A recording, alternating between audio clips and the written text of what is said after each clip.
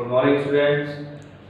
Class resolution of vector के बाद देखना अब है मल्टीप्लिकेशन ऑफ टू वेक्टर्स। ठीक है, तो मल्टीप्लिकेशन ऑफ टू वेक्टर्स को अगर मल्टीप्लाई करना है तो नॉर्मल जैसे वेक्टर्स में मैग्नीट्यूड के साथ डायरेक्शन भी होती है, तो नॉर्मल ऑर्डिनरी रूल्स के अकॉर्डिंग वेक्टर्स को हम मल्टीप्लाई नहीं कर सकते हैं। तो फर्स्ट जैसे यूज करेंगे हम या स्केलर प्रोडक्ट और डॉट प्रोडक्ट। सेकेंड जो होगा वेक्टर प्रोडक्ट और क्रॉस प्रोडक्ट। क्यों? क्योंकि दो वेक्टर्स को अगर मल्टीप्लाई करोगे तो जो रिजल्ट मिलेगा वो स्केलर भी हो सकता है और वेक्टर भी हो सकता है। ठीक है, जैसे एग्जांपल के लिए कह सकते हो कि अगर फोर्स और डिस्प्लेसमेंट को मल्टीप्लाई करते हैं तो वर्क भी मिल सकता है जो स्केलर है, और टॉर्क भी मिल सकता है। टॉर्क एक वेक्टर क्वांटिटी है। ठीक है, तो तभी देखो पर्टिकुलर जब हम फर्स्ट डिफाइन करेंगे स्केलर प्रोडक्ट और डॉट प्रोडक्ट, तो स्केलर प्रोडक्ट है स्केलर यानी कि अगर दो वेक्टर्स को हम मल्टीप्लाई करते हैं उनका जो प्रोडक्ट है वो अगेन फिर हमें एक स्केलर प्रोडक्ट मिलेगा, तो तब कहते हैं उसे स्केलर प्रोडक्ट और डॉट प्रोडक्ट। ठीक है, तो सपोज अब देखो दो वेक्टर्स ए वेक्टर और बी वेक्टर एक दूसरे से अगर थीटा एंगल पे इंक्लाइन करते हैं तो तब A vector dot B vector equal to ये होता है हमारे पास कितना a into B cos theta. a is the magnitude of a vector and b is the magnitude of b vector cos theta. अगर डिफाइन करोगे तो scalar product of two vectors is defined as the product of their magnitude and the cosine of the angle between them. ठीक है, actual में होगा क्या, जब dot product define करोगे तो एक वेक्टर का तो अपना प्योर मैग्नीट्यूड होगा और सेकंड वेक्टर का इसके अलोंग कंपोनेंट होगा, यानी कि इसमें हमारे पास b cos theta b vector का इसी के अलोंग हॉरिजॉन्टल कंपोनेंट या ऐसे कह सकते हो ये होगा b cos थीटा। ठीक है, और a वेक्टर का अपना पर्टिकुलर मैग्नीट्यूड होगा। क्लियर? इसी का एग्जांपल ले सकते हो तुम क्या,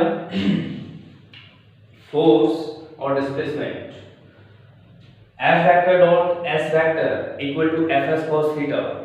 ठीक है, और किसके इक्वल होगा, work equal to force into displacement. तो ये ध्यान रखना इस फॉर्मूले को डॉट प्रोडक्ट और स्केलर प्रोडक्ट को डिफाइन करना।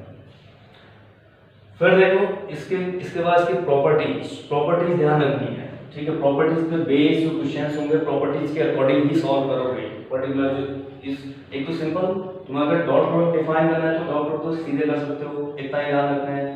प्रॉपर्टीज के लिए प्रॉपर्टीज पे बेस क्या होगी, जैसे फर्स्ट ध्यान रखना स्केलर प्रोडक्ट या dot product is commutative. Scalar product commutative है, means A vector dot B vector equal to मिलेगा आपको क्या, B vector dot A vector. ठीक है, डिफाइन कर सकते हो A vector dot B vector कर दो तो सेकंड हमारे पास जब डिफाइन करोगे बी डॉट ए तो ये आएगा 360 माइनस थीटा, तो वैल्यू दोनों की सेम आएगी। ठीक है, second scalar product is distributive.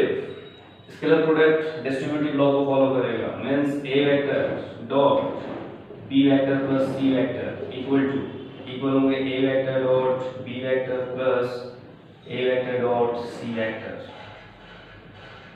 Next अगर हम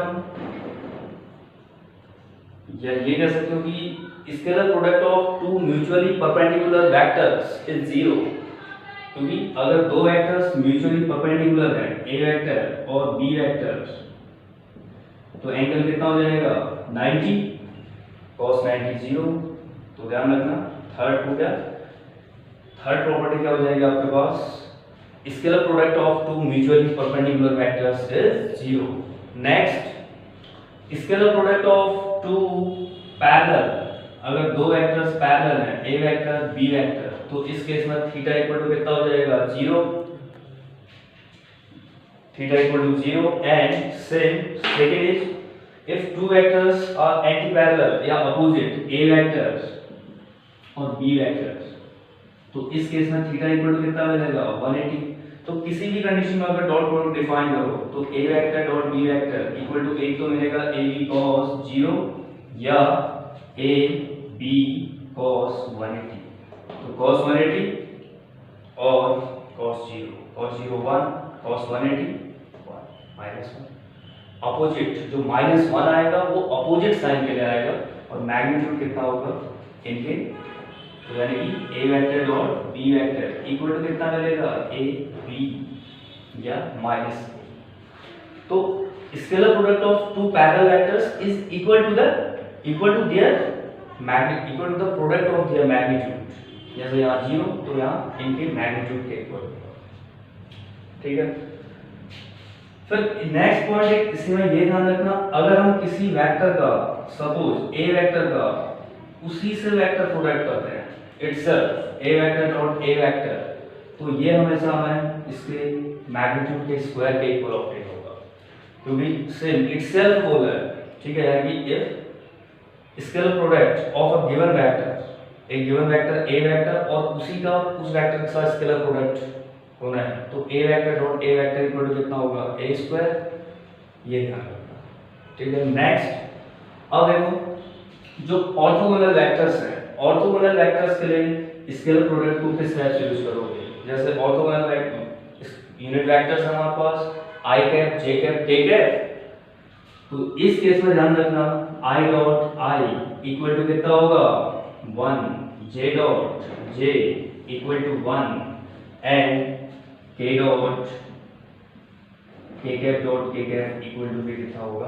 1, ठीक। क्यों i cap dot i cap parallel हो गए, j cap dot j cap दोनों y एक्सिस के along unit vector, k cap dot k cap z axis के अलोंग यूनिट वेक्टर।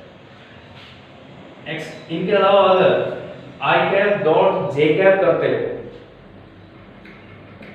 तो i cap dot j cap, i cap unit vector along x axis, j cap unit vector along y axis, तो angle कितना बन गया 90, तो कितना हो जाएगा 0। किसी का भी अगर तुम जैसे फिर j cap dot k cap से डिफाइन करते हो तो भी 0, k cap dot i cap equal to 0, ये। इसके बाद भी जब तुम वेक्टर प्रोडक्ट डिफाइन करोगे तो वेक्टर प्रोडक्ट में भी कभी हैबिट यही रखना i j j k k i, order cyclic होगा तो क्लियर होगा। ऑर्डर चेंज करोगे तो वेक्टर प्रोडक्ट में भी नेगेटिव साइन आएगा, ठीक है, वहां भी हम वापस ये पहले से ही क्लियर रखना कि ऑर्डर हमने साइक्लिक रखना है, आई डॉट जे डॉट के के बाद फिर स्टार्टिंग फर्स्ट पे आएगा। Okay, thank you.